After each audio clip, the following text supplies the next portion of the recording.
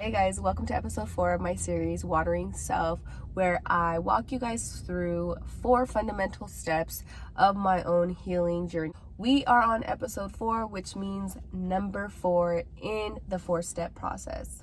I'm gonna keep it a buck with you guys. This last step is never ending. You will never stop doing it. There is a beauty in that because it always ensures that you are in this constant state of evolving. And if you're in a constant state of evolving, you're constantly growing and bettering yourself and learning new things about yourself that really just enhance your perspective on life, enhance your sense of self, enhance your relationships. Step number 4 is shadow work. For those of you who haven't heard the term shadow work, let me break it down for you just a tad. We have what's called our inner consciousness, right? Or if you are religious, we call it the Holy Spirit communicating with you. That inner consciousness is pure. And when I mean pure, I mean pure. And I know y'all know what I mean. Have you ever been put in a situation where you know right from wrong, but you do the wrong anyways, even though your inner voice was telling you to probably not do that? That inner voice is what will help you do your shadow work. Now, shadow work is simply the process of catching yourself when you are in the process of thinking or reacting or doing something the old you would have done. What shadow work is intended for is to literally be your own reminder to change the way you're reacting to something, change the way you are thinking about something, change your approach to whatever you're dealing with. The scale of difficulty of shadow work varies. You and your parent get into an argument, and the old you would have shut down or completely disassociated mid-argument because you don't want to hear it. You, doing your due diligence in your shadow work, would catch yourself mid-thought and say, okay, I'm getting triggered. I want to respond the way I would normally respond, but I am catching myself. I'm becoming self-aware. I see that I am triggered, and I am going to choose to respond differently, or I'm going to choose to apologize, or I'm going to choose to take accountability. That is what shadow work is. One thing that has kept me on track with my own shadow work is really turning to God. I've mentioned God in every other episode in this series, and truthfully, walking with God and taking the perspective that God is a loving God, a forgiving God, a merciful God, a gracious God, and implementing that in my life and saying, I want to navigate my life the way God loves me. That is the approach that I want to take with myself. That is the approach that I want to take with strangers. That is the approach that I want to take with friends. Constantly putting God first has really just gave me clarity in my own internal conscious. When I am presented with an obstacle and I have to do and practice shadow work, my go-to is to pray to God.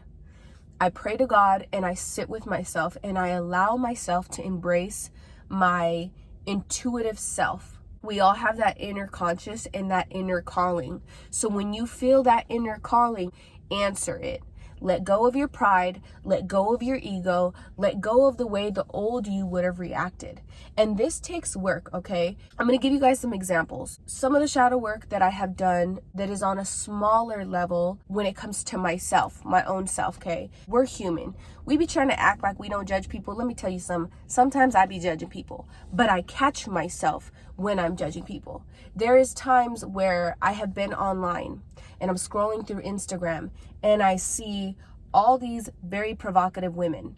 And from the motherly aspect of myself, I get frustrated because I have daughters and because I have sons and because now that I'm a mom, I see the gravity in what we project and what we influence.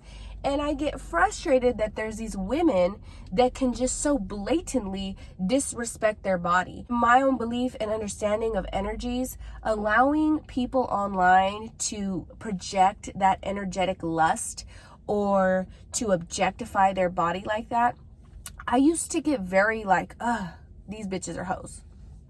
That was my mentality. Like, these bitches are hoes. We are having a hoe wave. We are normalizing hoe culture, and I could not fucking participate.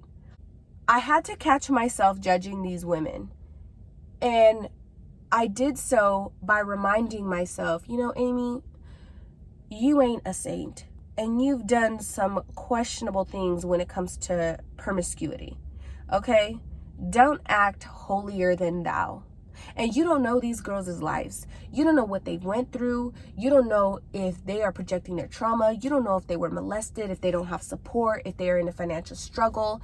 Yeah, I may not agree with the fact that they normalize this, and I will always advocate against the normalization of hoe culture, but I will no longer place that judgment on the participants of hoe culture, because I know that everyone's life is circumstantial and we all go through our own shit and we try to navigate through our own shit. So who am I to judge? And if I am going to love unconditionally the way the Lord loves me, that means I need to love everyone, even those who I don't agree with. Now, I'm going to show you an example of doing shadow work on a much bigger scale. Now, to me, this is bigger because it really tested my growth. Little bit of background. I used to be a hothead. And when I mean a hothead, I mean a fucking hothead. I mean fighting. I was 1,000% engaged in hood culture. Lived a hood lifestyle, acted like a degenerate, didn't carry myself with class or modesty, wasn't a good influence myself on my friends, on my social media, on nothing, okay? There was a situation with one of my family members who had something very tragic happen to her. And it was caused by a girl that was a little bit older than her that picked her up, took her to this party, put her in this situation, left her there. I'm not going to get into the details of how tragic this situation was, but we had to go to court. It was a mess, and it was something that you would never want to happen to you. After this whole process, the girl that put my family member in this situation ended up going online and going on rants saying that she's the reason that this happened. She's the reason why her predator ass friend is in jail. She's the reason because she couldn't handle her liquor. Woo woo. I was so triggered by that my initial response when all this happened was me trying to fight her. Circumstances happened. She would never show up. This, that, and the other. Years pass. My family member tries navigating through her problems. She ends up getting into this toxic relationship and completely cutting me off, which even enhanced the hatred that I had in my heart towards this other girl, because I felt like had this girl not have taken my family member to this party, had this situation not happened to my family member wouldn't be so broken inside that she leans on this toxic person and is blinded by that toxic love that she literally cuts off the only family member that would literally lose her life for her. So it made me have this resentment for this girl on an extreme level. Like, I was literally waiting for the day that I catch her in the streets, whether I was with my kids, whether she was with her kids, whatever the case may be, because I felt that she had taken one of the closest people to me. I felt like she had destroyed a bond, and I watched her evilness destroy my family member. The hate was deep, you guys, and the old me was all about house trips, all about green lights in traffic. Like, I don't care, right? Obviously, though, I was on this healing journey, so I was trying to change my approach. I was trying to be more mature, and I hadn't really thought about the situation with homegirl because my family member wasn't in my life. Well, I get back on Instagram, people start circulating my videos, and this particular girl decided to go out of her way to screenshot me and talk her mess per usual. I initially reacted like the old me. I found out where she lived. I was ready to do what I gotta do. But I had to catch myself. And it was the hardest thing to do.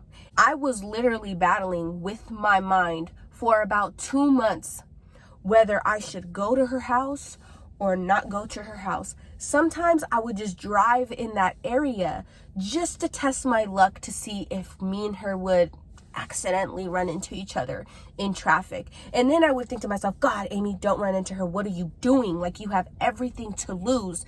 Like, you have to let go of your pride and let go of your ego. She's not worth it. But then I would think about everything that she caused in my life, and I'd be like, fuck yeah, this bitch is worth it. I should beat this bitch's ass. She deserves to get her ass beat, because how can you do these evil things? How can you destroy somebody the way that you destroyed, and not only that person, but destroyed the bond I had with that person?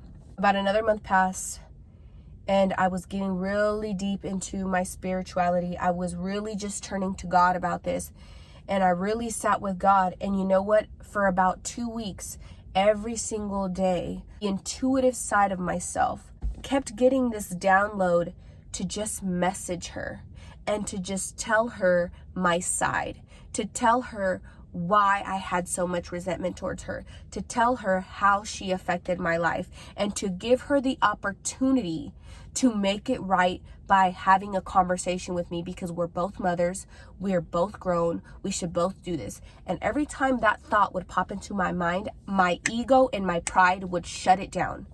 And I realized this is the hardest shadow work I've ever had to do. I've been able to fix my problems with my family. I've been able to heal my own insecurities. I'll be able to catch myself in an argument with my man or how I'm parenting. But for the life of me, I cannot let go of this anger that I have towards her. And I know that this is a flawed part of myself that I have to heal. And I realized, oh, I've made so much progress in my healing, but God, you are testing me. You are testing my ability to really deal with the hard stuff.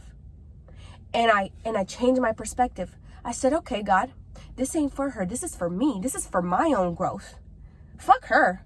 Fuck the reputation that I made in the streets. Fuck the fact that everyone always knew that I was this person who was with the shit and was down to get down whenever. Fuck all that. I'm a mom. I am healing. I am empowered. I am strong, and I am brave. And I know who I am. I don't need to have my ego trying to make me feel like I have a reputation to maintain or I have to seek vengeance. This is a person who has a daughter, who is okay with having this predator around her daughter, who attacked the victim. Life gonna do her in however her life is supposed to. So I buckled down and I wrote out this long ass letter and I sent it to her. I explained to her how I felt. I explained to her why I was so angry with her. I explained to her why I was so willing to get down with her. I explained to her how her actions affected my life, and I left the door open. I said, this is my olive branch to you. We can have a conversation and we can squash the beef, or you cannot respond, and when you see me, and whatever's supposed to happen, happens. She never responded. But it brought me so much peace to know that I had the power to be the bigger person, that I was brave enough to lay my ego and my pride down to do what is right. And it really proved to myself that I have what it takes to do this shit, to heal. So I leave you with this. Start doing the work. Start listening to your intuition. Start listening to that inner voice. Get close to God. Pray to Him. Answer the phone when He calls you and touches your consciousness. Lay that ego and that pride down, and always do it. And when you fuck up and you're not doing it, catch yourself again and keep practicing. You're not going to be perfect just because you know you got to do shadow work. You are going to be presented with obstacles like the one I was just in, maybe not similar, maybe different, but you are going to be presented with obstacles that will test your growth. Prove it to yourself that you got what it takes. Prove it to yourself that you want that peace bad enough. Prove it to yourself that you are courageous and brave enough to give yourself the life that you always deserved, the peace that you always deserved, the love that you always deserved. You will see the difference. And I want to leave you with this. When you become a light and when you shine, everything around you gets lit. You will begin to see your loved ones heal, your friends heal, your family heal. And you spark that. One candle can light thousands, and those thousands can light millions. That being said, that is the end of the series. All love, always, always.